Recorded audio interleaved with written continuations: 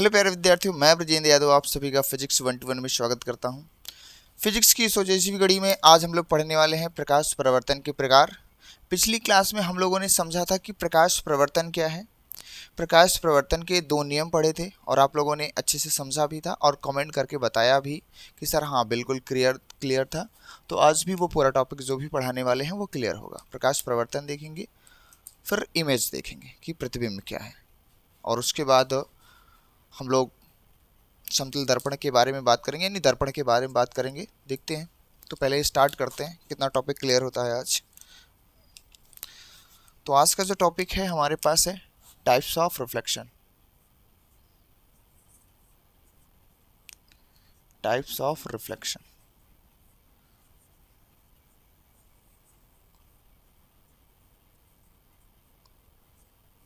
इसको बोलते हैं परावर्तन के प्रकार। परावर्तन के प्रकार हम लोग आज क्या पढ़ने वाले हैं? परावर्तन के प्रकार। ठीक है, ये है आज का हमारा टॉपिक। ठीक है,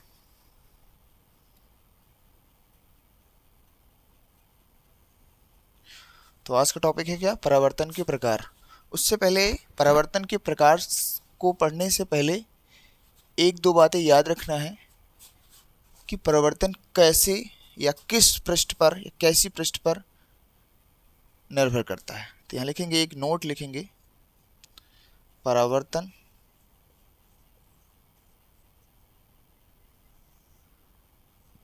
पृष्ठ की प्रकृति पर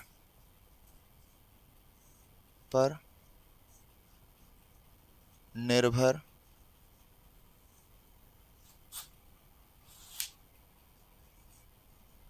करता है।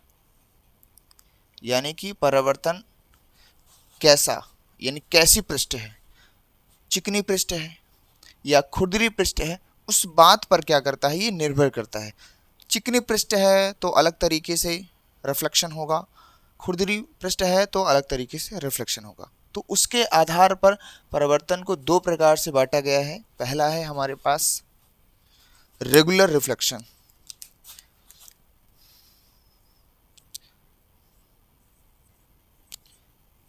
रेगुलर रिफ्लेक्शन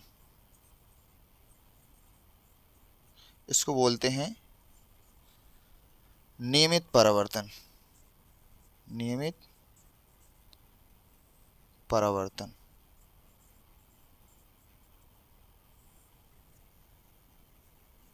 दूसरा है हमारा इर्रेगुलर रिफ्लेक्शन।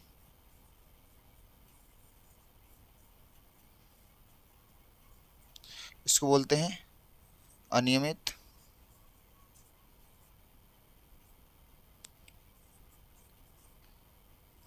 पर या विसरित परावर्तन। ठीक है, इन दोनों चीज़ों को हम लोग पढ़ेंगे।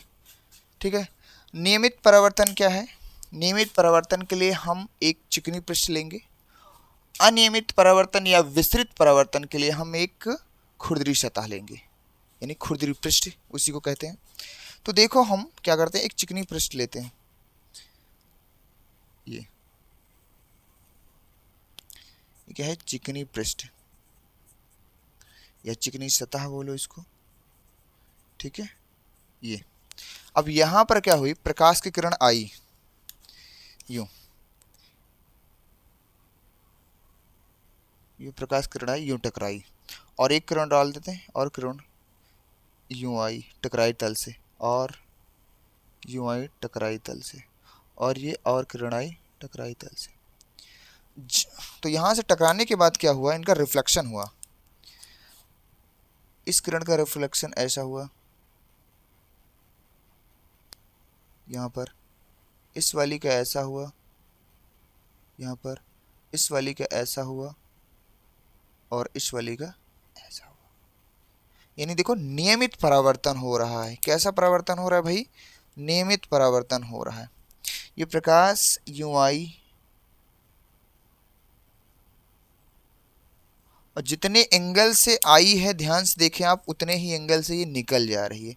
अब ध्यान से देखें, यूं यूं चली जा रही है, यूं।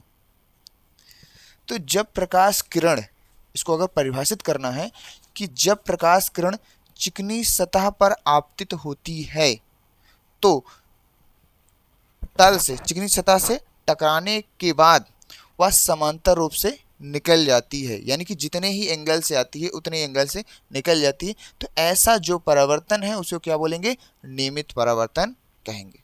ठीक है, टू द पॉइंट सुनना। जब प्रकाश किरण किसी चिकनी सतह पर गिरती हैं या आपतित होती हैं तो वहां से टकराने के बाद वह क्या होते हैं? समांतर रूप से निकल जाती हैं। यानी कि जितने एंगल से आएंगे उतने ही से ही निकल जाएंगे। ऐसे परावर्तन को क्या बोलेंगे? नियमित परावर्तन। क्लियर? सब में दिख रहा होगा। अब हम आते हैं इस साइड में। हमारे पास एक सतह है अनियमित, इस तरह से अनियमित सतह। यहां पर प्रकाश की किरण आपतित होती है, यूं आई, यूं,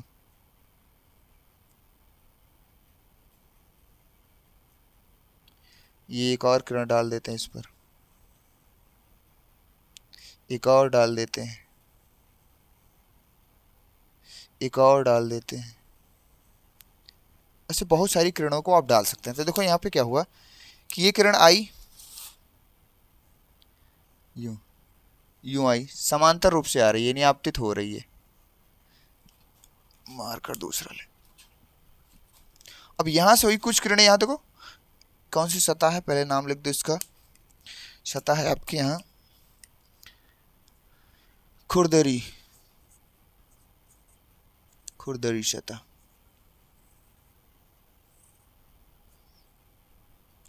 या खुरदरी पृष्ठ बोल सकते हो। ठीक है, खुरदरी पृष्ठ।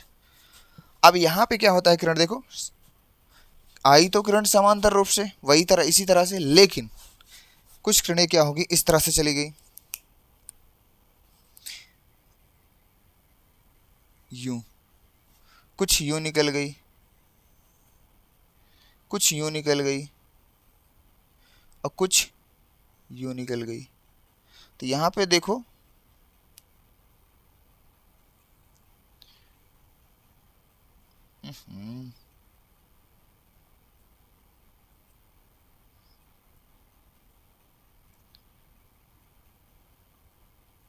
इस तरह से कुछ किरणें, ये तो प्रकाश की किरणें क्या हो रही हैं देखो। तो इसको अगर परिभाषित करना है तो कि जब प्रकाश की किरण किसी खुरदरी पृष्ठ पर आपतित होती हैं तो परावर्तन के पश्चात विभिन्न दिशाओं में फैल जाती हैं। इस प्रक्रिया को क्या बोलेंगे हम? अनियमित या विस्तृत परावर्तन कहते हैं। सिंपल सा, अलग अलग एंगल से क्या हो जाती हैं? निकल जाती हैं। अब अगर इसमें ध्यान से देखा जाए, एग्जाम्पल में आप लोगों ने देखा होगा जो अखबार होता है, अखबार जो सस्ता कागज़ का बनाया जाता है और उसमें छोटे छोटे अक्षर बनाए जाते, खुरदरा होता है। क्यों भाई? अखबार को खुरदरा एवं सस्ते वाले कागज़ में बनाने का कारण ये है कि ताकि उस पर प्रकाश पड़े और विस्तृत प्रकाश, यानी प्रकाश पड़े और वहाँ पर क्या होगी? प्रकाश का विसरण हो, यानी विस्तृत परावर्तन हो, प्रकाश चारों दिशाओं में फैल जाए, जिससे क्या हो, हमें जो छोटे छोटे अक्षर हैं वो अच्छे से क्या हो? दिखाई दें। इसी कारण से अखबार का जो कागज़ है वो सस्ता और खुरदरा बनाया जाता है। क्लियर? चलिए अब हम नेक्स्ट टॉपिक पे बात करते हैं। अब हमारे पास है इमेज। क्या पढ़ेंगे? इमेज।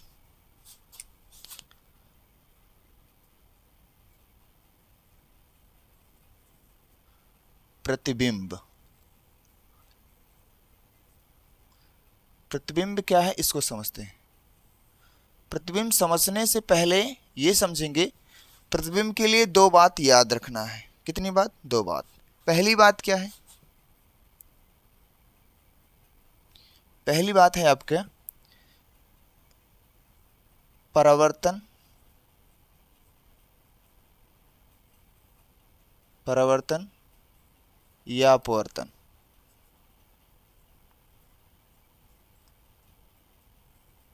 परावर्तन या अपवर्तन के लिए प्रतिबिंब दोनों परिभाषित होता है। इसको आप परावर्तन के लिए भी परिभाषित कर सकते हो, अपवर्तन के लिए भी परिभाषित कर सकते हो। ठीक है। दूसरी बात यह है कि प्रतिबिंब बनने के लिए कम से कम दर्पण पर दो रेखाएं, दो किरणें छोड़ी जाती हैं। क्या कहा? प्रतिबिंब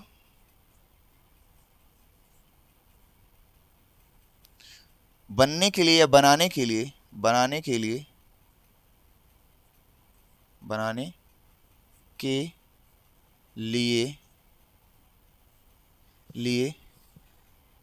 दर्पण पर कम से कम, ज़्यादा से ज़्यादा चाहे जितना, कम से कम दो किरणें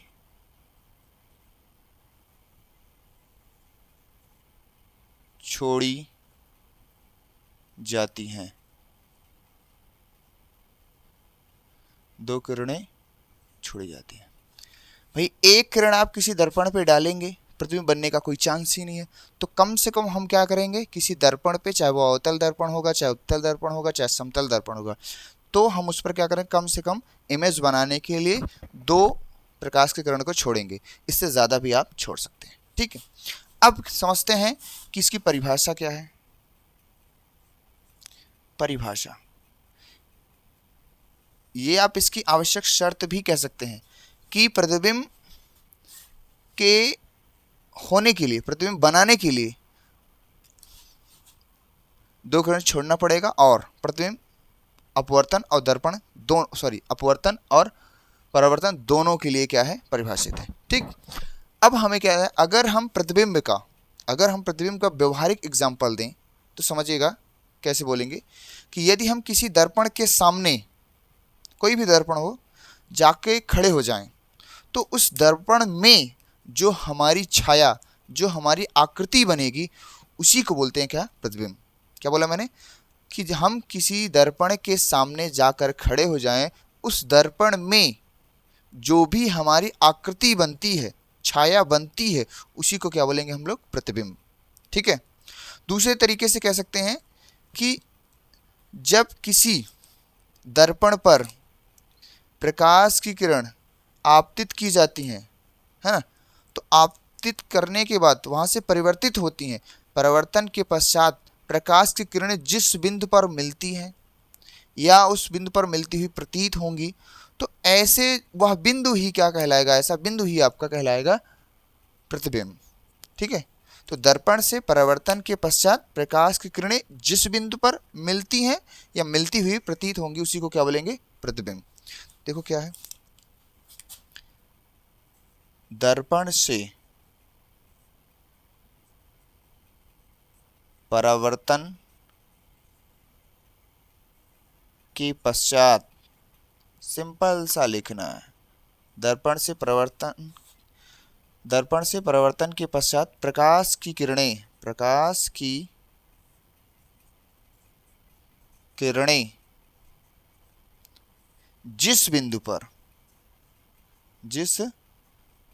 पर ध्यान देना,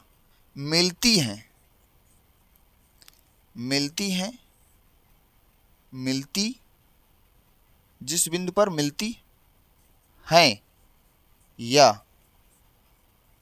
हैं या मिलती हुई प्रतीत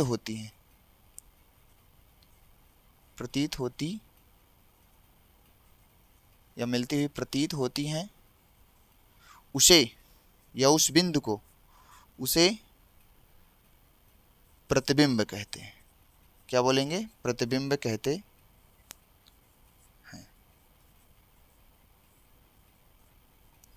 ठीक है।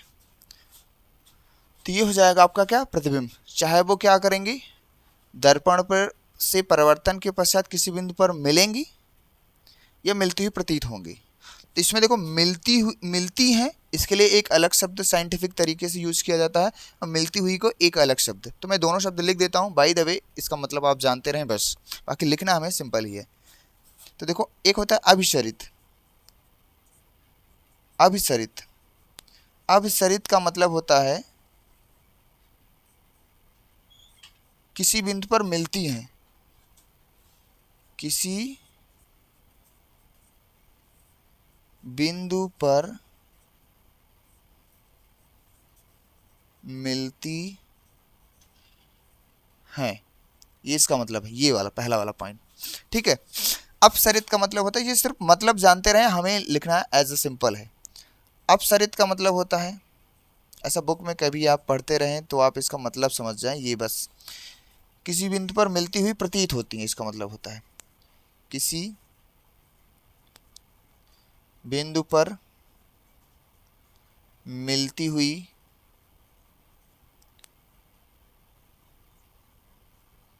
प्रतीत होती है, प्रतीत होती है। ठीक, ये हो जाएगा आपका प्रतिबिंब।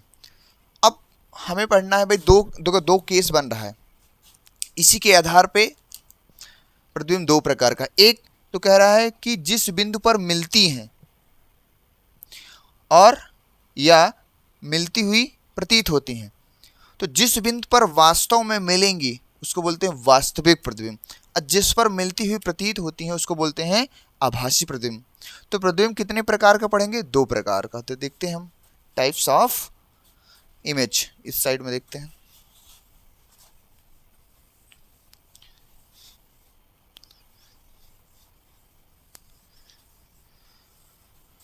देखो टाइप्स ऑफ क्या पढ़ेंगे? इमेज।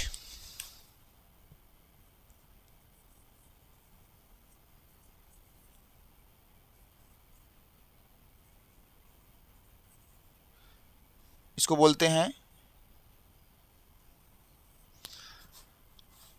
प्रतिबिंब के प्रकार। तो प्रतिबिंब आपका दो प्रकार का होता है, सुनिए। एक है आपके पास है रियल इमेज, इसको बोलते हैं रियल इमेज, एक को बोलते हैं। दूसरे को बोलते हैं वर्चुअल इमेज, वर्चुअल इमेज। ठीक है, एक को बोलते हैं रियल इमेज, एक को बोलते हैं वर्चुअल इमेज। इसको हिंदी में कहते हैं वास्तविक, ये भी नहीं चल रहा है, वास्तविक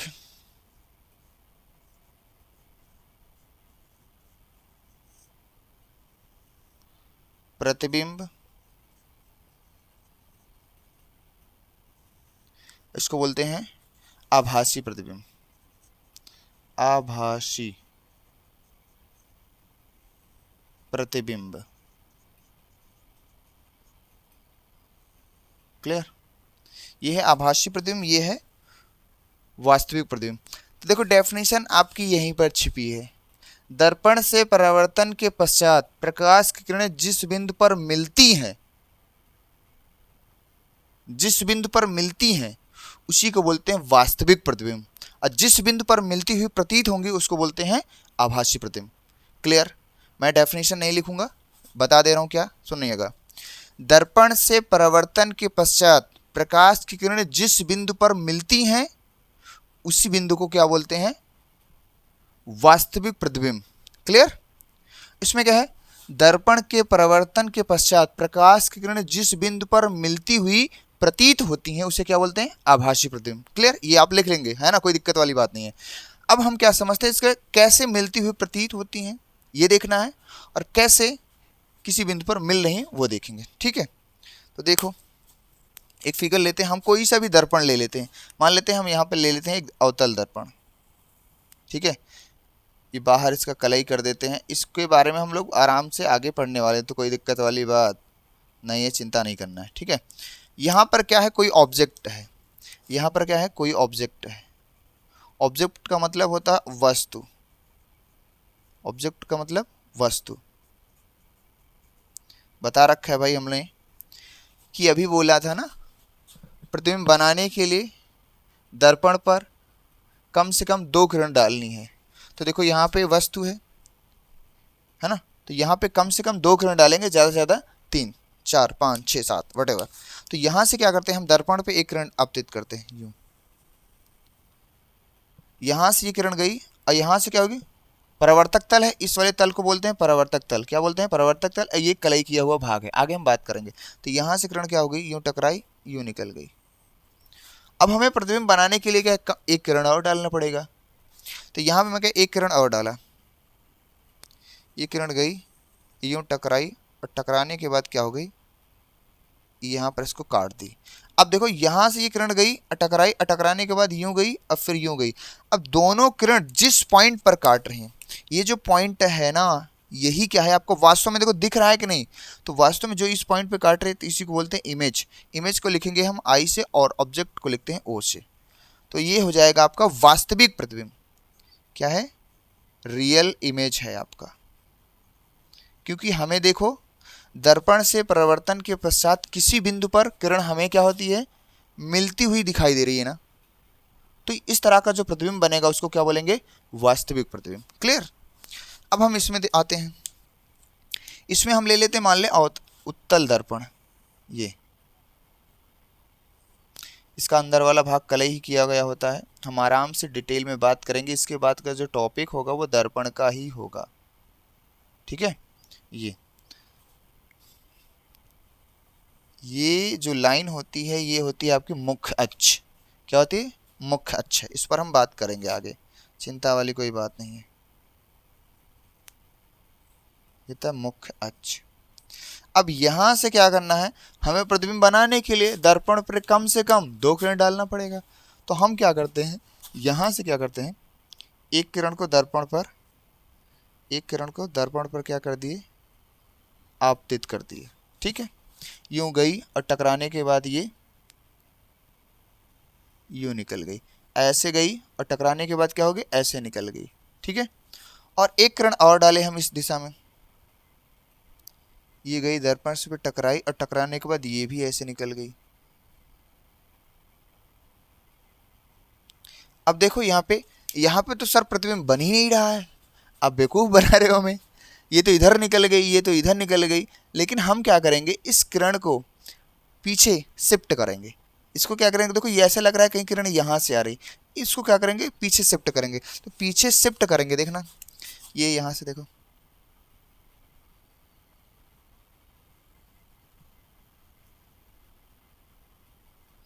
थोड़ा सा ऐसे करते हैं, ये यहाँ पे शिफ्ट हो रही है। और ये वाली देखो, ये तो यहाँ पे जो पॉइंट दोनों किरणें शिफ्ट करने पे पीछे मिल रही हैं, है ना, उसी को क्या बोलते हैं, इमेज। उसी को क्या बोलते हैं, इमेज। यानी ये क्या है आपका, वर्चुअल इमेज है, इमेज। ठीक है। तो रेखा को पीछे शिफ्ट करने पर हमें एक पॉइंट मिल रहा है। तो हमें ये देखो क्या कर रहा है, एक पॉइंट पर मिलती हुई प्रतीत हो रही है। जब मिलती हुई प्रतीत होंगी तो उसको क्या बोलेंगे, आभासी प्रतिबिंब। अभी मैंने बताया। ठीक है। तो इस तरह से क्या हो जाएगा। इसमें एक चीज़ और है कि वास्तविक प्रतिबिंब को पर्दे पे लिया जा सकता है या नहीं, और आभासी प्रतिबिंब को पर्दे पे लिया जा सकता है नहीं, ये इसका गुणधर्म है। तो कह सकते हैं गुणधर्म इसका लिखेंगे अगर हम, गुणधर्म। ठीक है। तो इसको क्या करते हैं, वास्तविक प्रतिबिंब को पर्दे पे लिया जा सकता है, इसे पर्दे पर लिया जा सकता है, वास्तविक प्रतिबिंब भाई पर्दे पे तो ले लेंगे भाई, दिखाई देगा, पर्दे की कोई ज़रूरत नहीं है ना। दूसरी बात ये है, वास्तविक प्रतिबिंब द्वारा जो प्रतिबिंब बनता है सदैव उल्टा बनता है, याद रखना है। वास्तविक प्रतिबिंब द्वारा प्रतिबिंब कैसा बनता है, प्रतिबिंब कैसा बनता है भैया, उल्टा। याद रखना, क्या रखना है, जहां भी वास्तविक शब्द रहेगा वहां पे प्रतिबिंब कैसा बनेगा, उल्टा। जस्ट उल्टा वो है। इसका गुणधर्म क्या है, इसका गुणधर्म है कि जो आभासी प्रतिबिंब है इसे पर्दे पे नहीं लिया जा सकता है। क्योंकि भाई क्या है, पॉइंट है, हम सिर्फ वर्चुअल मान रहे हैं, तो इसको हम पर्दे पे नहीं ले सकते, तो इसे पर्दे पर नहीं लिया जा सकता है। वर्चुअल इमेज है भाई, कल्पना कर रहे हैं कि ये पॉइंट यहाँ है, कहीं पॉइंट पता नहीं कहाँ हो पीछे, है ना, तो इसलिए इसको पर्दे पे नहीं ले सकते। दूसरी बात, वास्तविक सॉरी आभासी प्रतिबिंब का प्रतिबिंब कैसे बनेगा, तो याद रखना आभासी सीधा है, तो आभासी लेकिन सीधा, आभासी आभासी सीधा, ऐसे याद रखना है, आभासी सीधा, और वास्तविक रहेगा तो उल्टा। हम इस पर और डिटेल बात करेंगे अभी जैसे आगे बढ़ेंगे। तो इसका प्रतिबिंब कैसे बनेगा भाई, कैसे, आभासी सीधा, और इसका वास्तविक उल्टा है, प्रतिबिंब कैसा, वास्तविक उल्टा, आभासी आभासी सीधा, आभासी से फिर स्टार्ट कर दो, सीधा, एक याद रहेगा दूसरा अपने आप याद हो जाए, आभासी सीधा, आभासी सीधा, वो याद है आभासी प्रतिबिंब के लिए, तो ये क्या होगा, इसका प्रतिबिंब कैसे होगा, वास्तविक उल्टा, या उल्टा कह दो, वास्तविक उल्टा, ठीक, ये हो जाएगा। तो इस तरह का आपका प्रतिबिंब काम करेगा। तो अब सारा टॉपिक क्लियर है, मैं नेक्स्ट टॉपिक पर बात करूंगा, है ना, उसका नाम होगा समतल दर्पण, यानी दर्पण पढ़ेंगे, समतल दर्पण में हम सबसे पहले समतल दर्पण के बारे में बात करेंगे, ठीक है।